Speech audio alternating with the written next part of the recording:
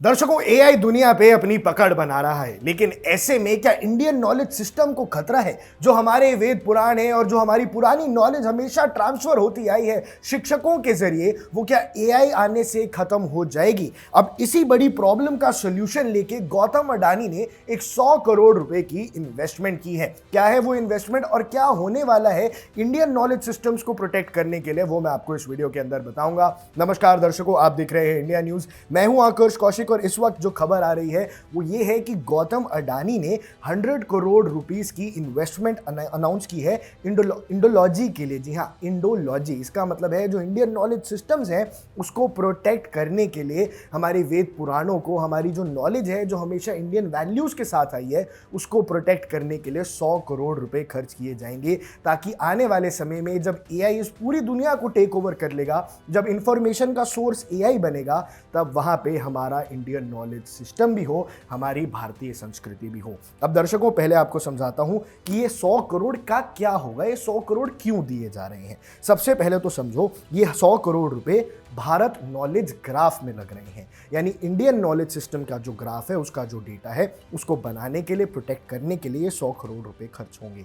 ये एक digital framework है जहां पे डिजाइन किया जाएगा इस तरह से कि जो स्ट्रक्चर्ड इंडियन सिविलाइजेशंस और ट्रेडिशनल नॉलेज है, जैसे कि जो फिलॉसफी है हमारी, जो हमारी पुरानी साइंस है, जो हमारी लैंग्वेजेस हैं, जो हमारा हेरिटेज है, इन सबको प्रोटेक्ट किया जाएगा। तो हमारे वेद पुराणों से लेकर हमारी सारी संस्कृति तक को एक एआई बेस्ड डिजिटल फ्रेमवर्क में डाला जाएगा, एक डिजिटल फ्रेमवर्क में डाला जाएगा, जहां पे एआई एरा जब आएगा तो हम पूरी तरह से तैयार रहेंगे और वो हमारी इंफॉर्मेशन जो अब तक इतने सालों से या तो किताबों के जरिए या वर्बली या शिक्षकों के जरिए ट्रांसफर हुई है, वो उसका अब एक डिजिटल फ्रेमवर्क भी होगा। जिस हिसाब से आम साइंस का सारा डेटा आपको नेट पे मिल जाता है, वैसे ही इंडियन नॉलेज सिस्टम का सही डेटा, भारत का सही साइंस आपको मिल जाएगी ऑनलाइन। अब इसमें ये कोलैबोरेशन वो अकेले नहीं कर रहे हैं, साथ में सरकार का भी कोलैबोरेशन है। ये जो इंडियन एजुकेशन मिनिस्ट्री का जो मिशन है कि वो इंडियन नॉलेज सिस्टम को एजुकेशन के अंदर डालेंगे,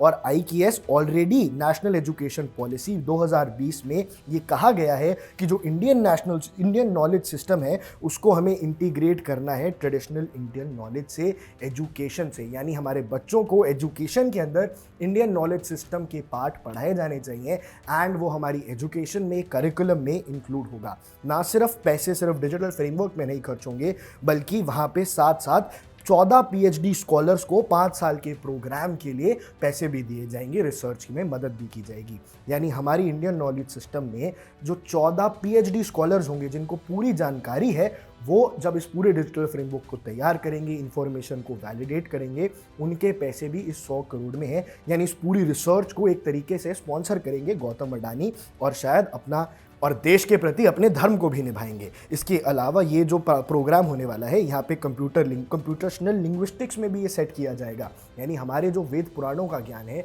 जो हमारे नॉलेज सिस्टम का ज्ञान है, उसको अब सिस्टम्स में भी स्कोर किया जाएगा। जो हमारा वैदिक मैथ्स है, जो हमारा वैदिक विज्ञान है, इन सब की जानकारी भी डाली जाएगी, ताकि आने वाले समय में कई बार जो चीज़ें अब तक साबित नहीं हुई हैं, अगर वो होती हैं तो ये पता चल सके कि भारत का इतिहास कितना महान है। इसके अलावा ये जो विजन है, ये कल्चरली हमें प्रोटेक्ट करने के लिए भी है। अडानी ने एक सिविलाइजेशन डेब्ट को चुकाने का ये बात सोची है कि हमने जिस हिसाब से सिविलाइज किया है, हम मॉडर्नाइज भी हो रहे हैं, लेकिन अपनी नॉलेज सिस्टम्स को समझना और उनके प्रति हमारी जिम्मेदारी पूरी दुनिया तक पहुंचाना, ये बात हमारी जिम्मेदारी बनती है। और उन्होंने ये भी किया है कि हम सिर्फ एआई की तरफ तो बढ़ रहे हैं, लेकिन एआई की तरफ बढ़ने के साथ साथ अपनी संस्कृति को नहीं भूलना है और अपनी सॉफ्ट पावर को बरकरार रखना है। इसके साथ साथ ये जो आम नागरिक है भारत के, वो भी बेहद खुश है, क्योंकि आज के टाइम पे जो बच्चे हैं उनको नहीं पता है कि हमारा वैदिक मैथ्स होती थी, वैदिक एस्ट्रोलॉजी थी। इन सारे ज्ञान का जो